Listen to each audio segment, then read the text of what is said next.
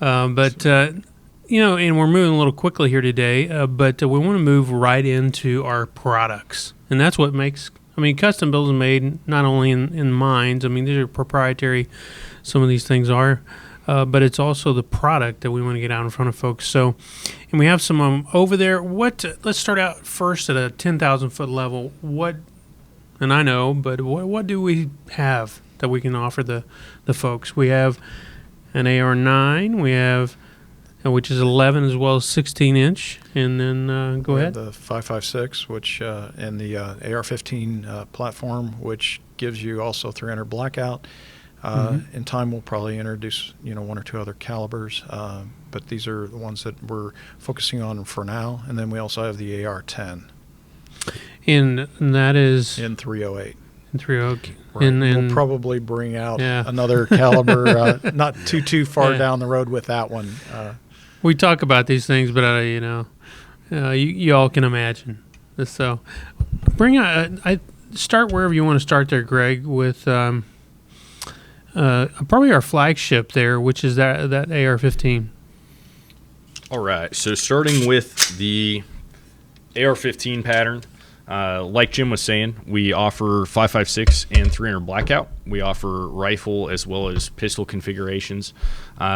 Basically, with that, the rifle configs are all going to be 16-inch mid-length gas systems.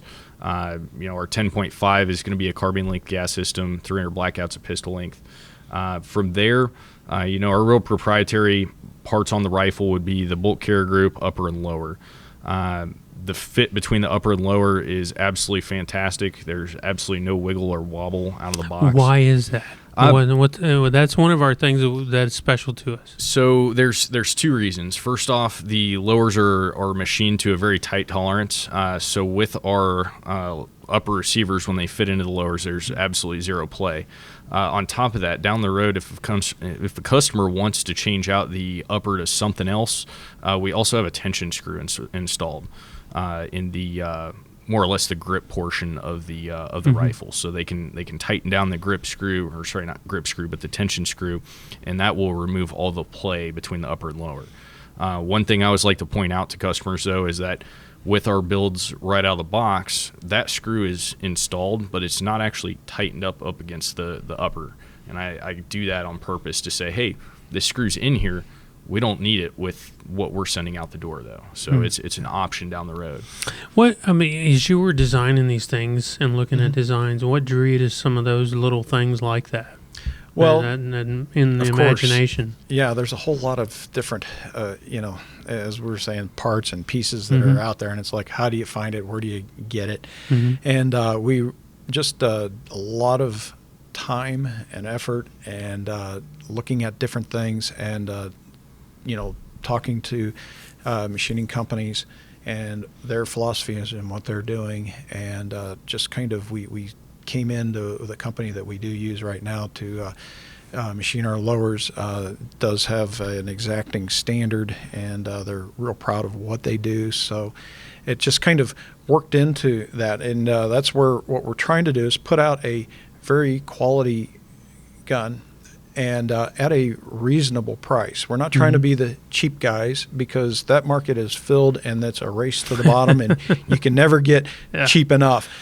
But then again, we're not trying to go up and hit the super high cost type gun. We're trying to have really solid shooting guns for really solid prices that make sense.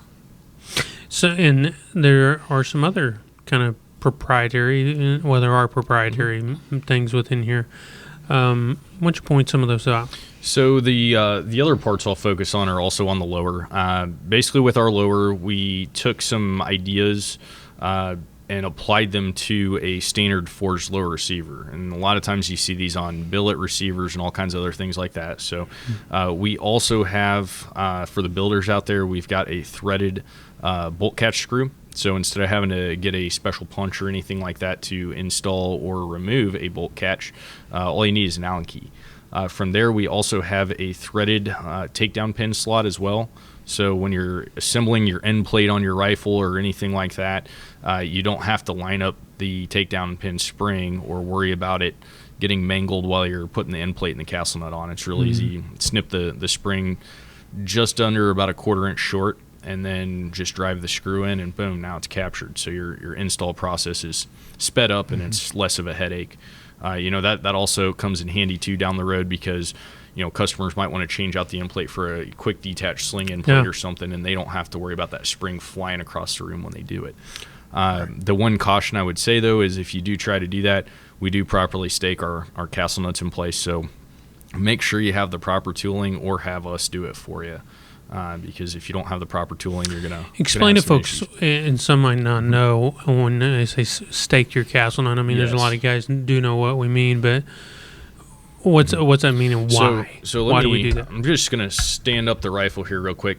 So to explain to everybody watching, you have 2 parts essentially on the rear end of the receiver extension that connect with your buffer tube. So you have the castle nut and the end plate. And the end plate basically butts up against the receiver, and it acts like a sandwich plate between the aluminum receiver and the castle nut itself.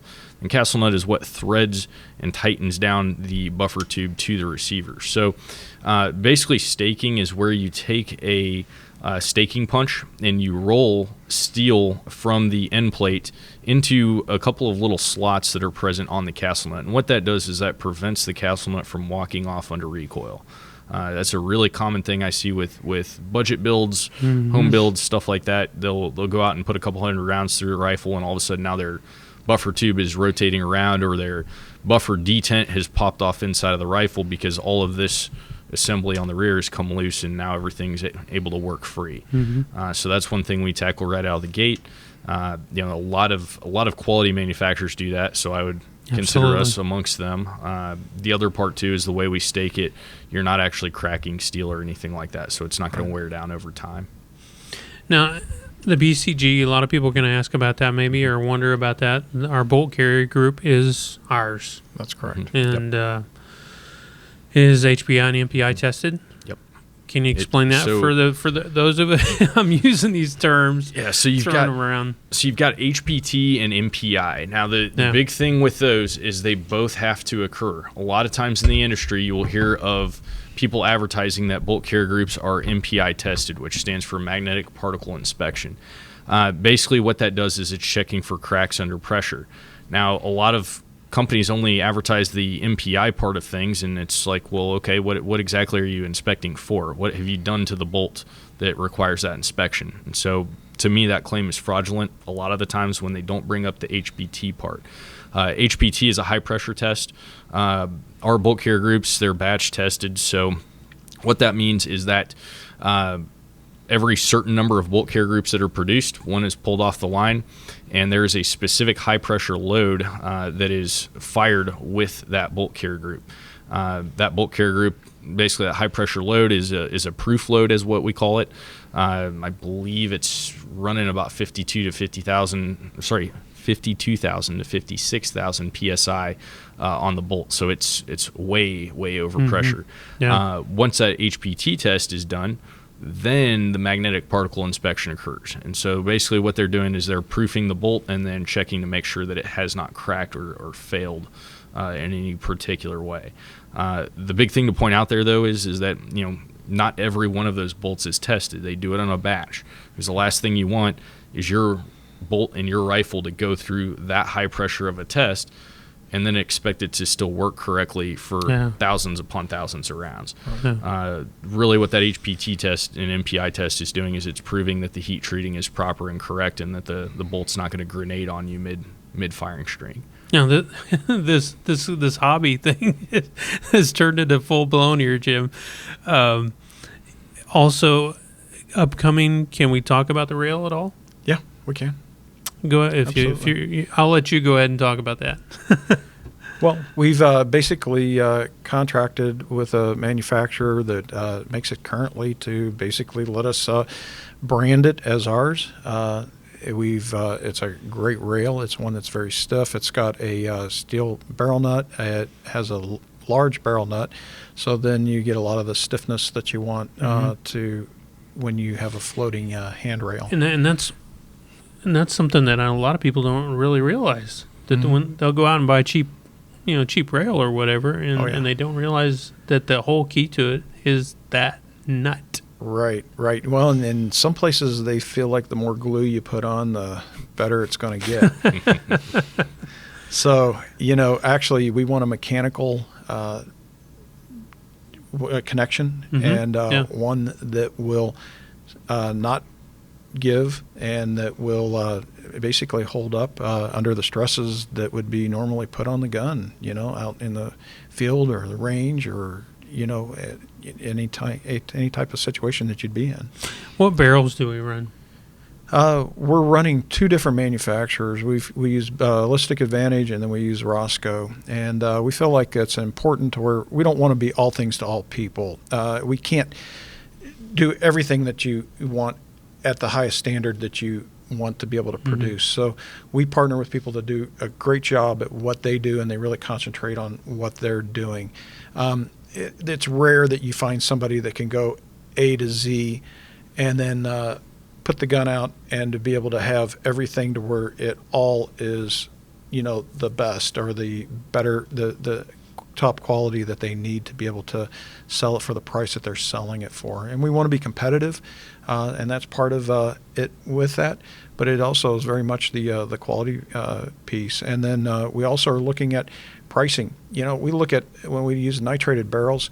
By the time you would ever wear this barrel out, which is going to take thousands upon thousands upon thousands of rounds, you're going to be able to afford to put another barrel in that, and we'll be glad to assist you in that type of a, rebarreling process or whatever.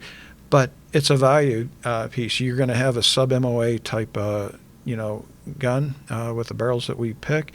It's going to shoot accurately. It's going to be in a, and it's going to be a high quality gun. What do you? Real quick too on the nitriding for the barrels.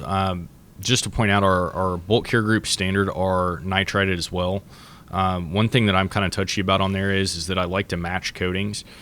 So what I mean by that is that some people use ultra hard coatings or aftermarket coatings, all kinds of different things on their bolt care groups, and your heat treating is going to decide how truly hardened the steel actually is on your bolt and your carrier. However, when you have a harder coating on the bolt carrier group than on the barrel and the barrel extension, you can get some odd wear patterns there. So by having a nitrided barrel in tandem with a nitrided bolt and carrier, that's going to give you a little bit more longevity and reliability there, because they're going to wear together versus one beating the crap out of the other. and nitride, I mean, the lubricity of it is very different than a phosphate. Yep. And we can feel the difference. We have done a nickel boron too. Yep. I mean, you can definitely a mil spec phosphate. You can feel total difference. Rust prevention. Yes, oil retention. It's all better. On our 9 mil that we here at the Bullet Hole, just to remind you, we have a full auto 9 mil that we have out for rental, and that you can come in for $35, I think it is, and on Fridays. Yeah, on Fridays, full auto Fridays, $35 plus your ammo, and go ahead and let her rip. And it goes fast. Oh yeah. Oh yes. Through a lot of ammo. That very gun you let get dirty. Yes. I mean, filthy dirty. Still is. Boom. And how long did it run before it had its first small breakage? Probably about 30,000-ish rounds at this point, somewhere in there. And what was that breakage? Firing pin. Yep. That was it. That's it. Yep. Think about that, folks. Yep. I mean that's slamming. So, just a thought. And I want to, in the next segment, I want us to get into the parts and pieces a little bit more on what we're going to be doing later on too. Okay. So.